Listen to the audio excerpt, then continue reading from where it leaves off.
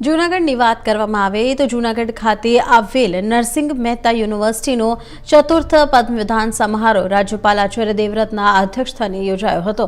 તો શહેરના મોતીબાગ વિસ્તારમાં આવેલ બીપીએસ સ્વામિનારાયણ મંદિરના સભાગૃહ ખાતે યોજાયો હતો, જેમાં વિવિધ ફેકલ્ટીના મોટી સંખ્યામાં ઉપસ્થિત રહ્યા।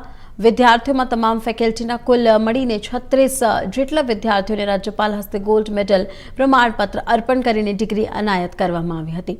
તો જ્યારે અન્ય વિદ્યાર્થીઓને રેન્ક ડિગ્રી સર્ટિફિકેટ આપવામાં આવ્યા હતા, તેમજ અન્ય કેટલાક વિદ્યાર્થીઓ તેમજ વિદ્યાર્થીનીઓને પીએચડીની ડિગ્રી પણ રાજ્યપાલના હસ્તે એનાયત કરવામાં આવી હતી।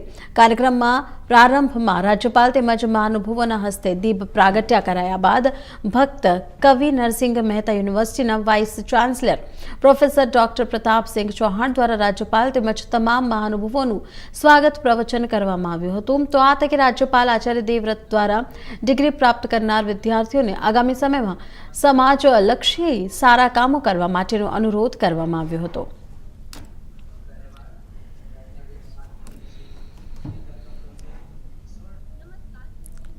सृष्टि जयेशभाई परिकर भक्त कवि नरसिंह मेहता यूनिवर्सिटी द्वारा आयोजित चतुर्थ दीक्षांत समारोह में आज मैंने पीएचडी ની ડિગ્રી, જેને શિક્ષણની સર્વોચ્ચ ડિગ્રી કહેવાય, એ ડિગ્રી આજે મને પ્રાપ્ત થઈ છે।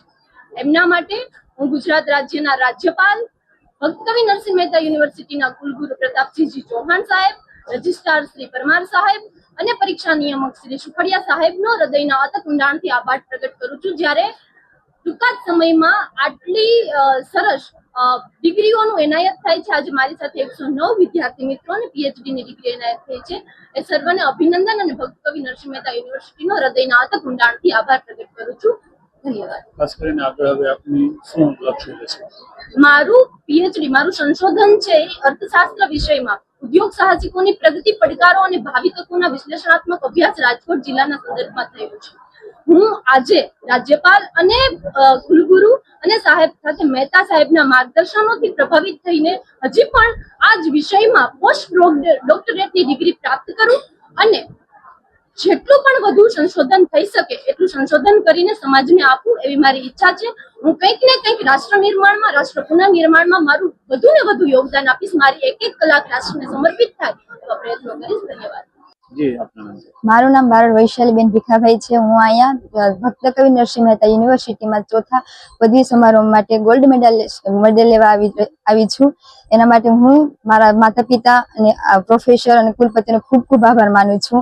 અને આજે હું આપણા નરેન્દ્રભાઈ મોદી આ ભારત દેશને વિશ્વગુરુ તરીકે બનાવવા માંગે છે। તો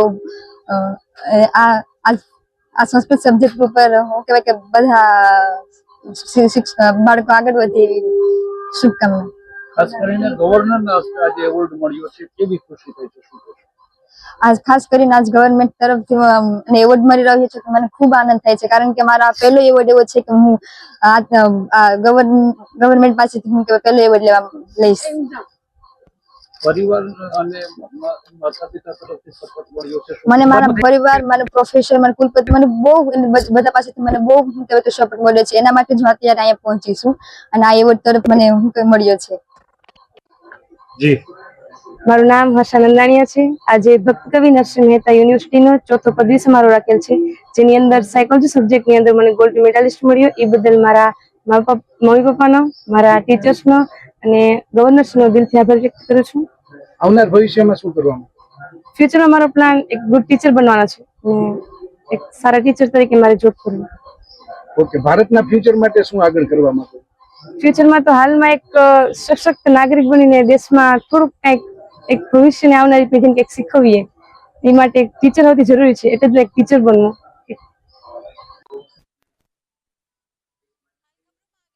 ગીરની વાત કરવામાં આવે તો સોમનાથ